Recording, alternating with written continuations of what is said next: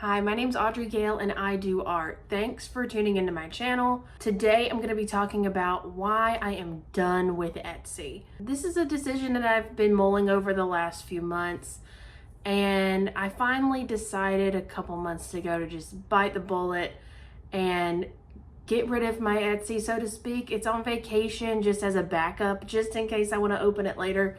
I have not been happy with Etsy for a while. I decided that I just needed to do everything through my own website. So I'm going to be talking about a few of the reasons that I decided that Etsy was no longer for me. This is just my personal experience. There's some people that are doing wonderfully on Etsy and will continue to do great on Etsy.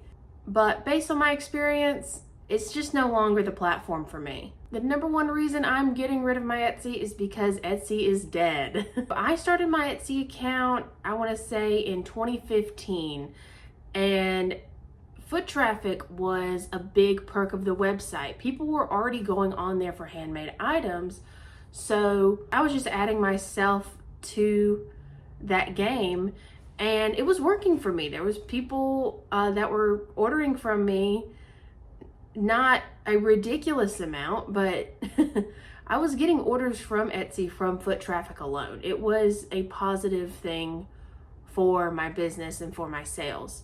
The foot traffic for me, the last, I want to say 4 years really, have been dead. Now, I think part of that reason is because the platform has become so oversaturated with creators. And I use the term creators very loosely here because yes, there are plenty of actual handmakers and artisans on that website that are selling their work, but there's also a lot of people who just know how to drop ship. And there's also a lot of people who know how to use and sell AI art. Because Etsy has welcomed these people with open arms, that gives the handmade artists more competition.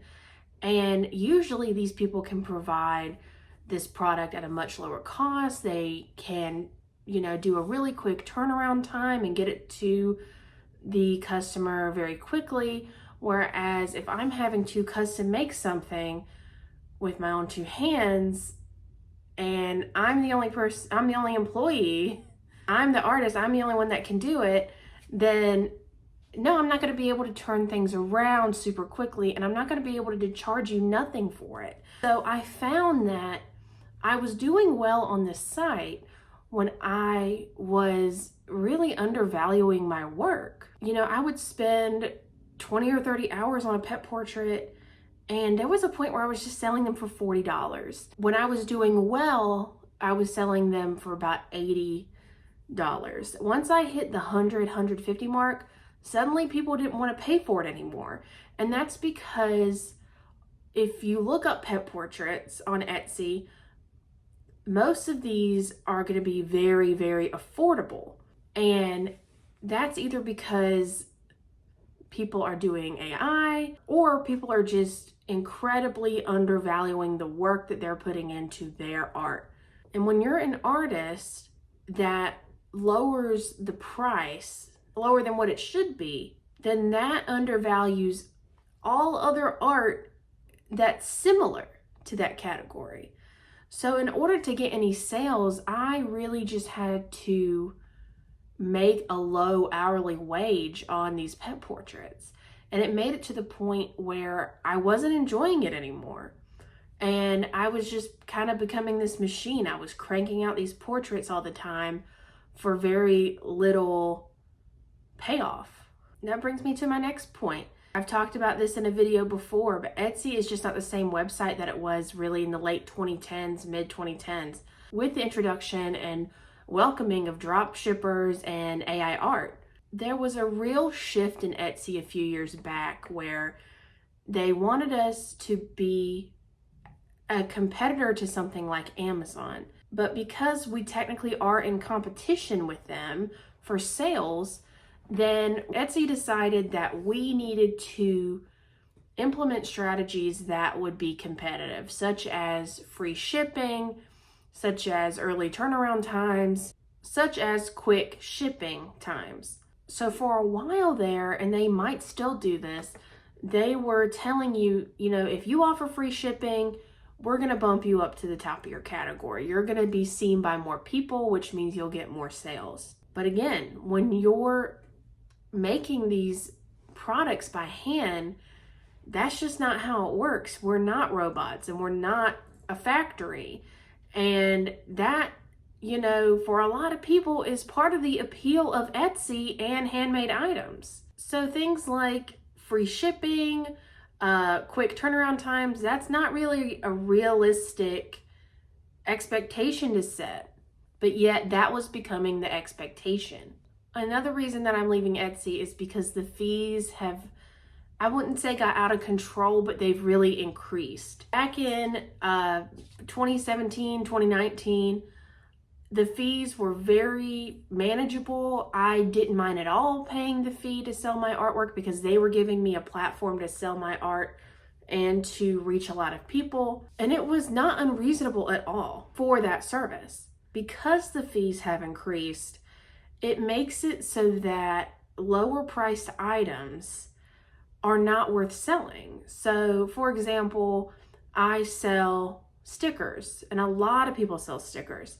Most people will sell them for $3 to $4. I sell my stickers for $3 and I sell them at art markets and they do great at art markets. That's actually a big part of my revenue. However, I can't sell a $3 sticker on Etsy. And this is because by the time I pay for production of the sticker, pay for it to have shipped to me, paid for the Etsy fee when it gets sold, and pay to have it shipped to the customer, I'm either breaking even and in some instances, I'm actually losing a bit of money. So it's not worth having these individual stickers on there. I've tried selling sticker packs where you do 3 or 4 or 5 stickers within a pack that you sell for maybe $15 or $20, and that hasn't done as well because a lot of people just want the one and it's a cheap item. They can get it quickly without really thinking about it. It's not like this more expensive purchase. So I had a lot of people in the past buying my singular stickers. I've not had a lot of bites at all with the multiple packed stickers. Now I've taken the singular stickers off my Etsy site altogether for a while now because of this issue. And the fees are just eating into these smaller items that it just doesn't make sense for me anymore. So it really prevents me from selling one of my best selling items. Why would I do that to myself? It's like shooting yourself in the foot, right? Now, as I discussed, I had been mulling over this decision for a couple of months, and what really did it for me was that new Etsy announcement that happened a while back. I actually did a full video on this that you can find on my channel or right here. A big part of that video talks about how Etsy is working to meet the demands and the wants, the needs of the seller. And they've been listening to our complaints and that, they're working to fix these issues. When in fact, the video doesn't address them at all. And they further confirm in the text version of the announcement that they are okay with AI art and that AI art is completely valid and acceptable on that platform. So I was like, okay, well, clearly this is not getting any better. Once I saw that announcement, I was just completely devoid of hope for the future of this platform. And I just don't see it getting any better. Maybe if they get a new CEO, I don't know what's going to happen. We'll see. It's just so tumultuous and unpredictable in a way that doesn't sit well with me. And my final point is something that artists and handmakers have been saying for years and years. I have seen it in so many videos, and every time I just kind of shrugged it off and I'm like, but they're so right. Their point being is that you really need to have your own website if you're going to have any sort of small business, even if you're not a handmaker. You can't rely on Etsy or Instagram or any of these other platforms where you can run your shop, because essentially you have no control over that platform and how it chooses to change its policies and its algorithms and, you know, what they're choosing to promote over other things. And when you have your own website, you have complete control of what's on there, what people are seeing, what's being promoted, how much you're selling things for, fees to a certain extent. You, the artist and the business owner, get to make full decisions on the money that you're taking in, how much it costs to produce something and ship something, and the fees aren't eating you alive in the meantime. The main con about a website, which has prevented me from making my own website for years now, is that you have to bring your own foot traffic in. The whole point of Etsy was to bring people to my art and my site that would have otherwise never seen it before. And since Etsy no longer provides that for me, then I really don't have a reason to stay on the platform. So that being said, this is my official announcement of my website that I launched recently. I've been working on it for a few weeks now, and it's finally to the point where it is published and ready to go. There you can find all of my originals, prints, you can find my stickers and accessories. You can see what events that I'm doing, what art markets I'm doing, and see where you can buy my art in person. I'm excited to see what the future holds for this website. It does feel better to kind of have your own thing going on versus relying on something like Etsy. And you know, something may change, like if Etsy just really turns around and becomes this site that it once was, then I'll open one back up. I mean, I'd have no reason to not, because I used to love Etsy. But for now, me and Etsy must part ways. And, you know, I gotta spread my little wings and fly off the nest, so to speak. If you've had a similar experience with Etsy, let me know in the comments below. I want to hear what you think about all of these new changes to Etsy. Are you done with Etsy? Have you been done for a while?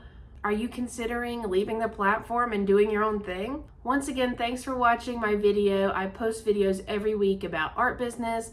I post art tutorials and vlogs about my art markets. So if you're into that kind of thing, please subscribe, and I'll catch you in the next one. Thanks, bye.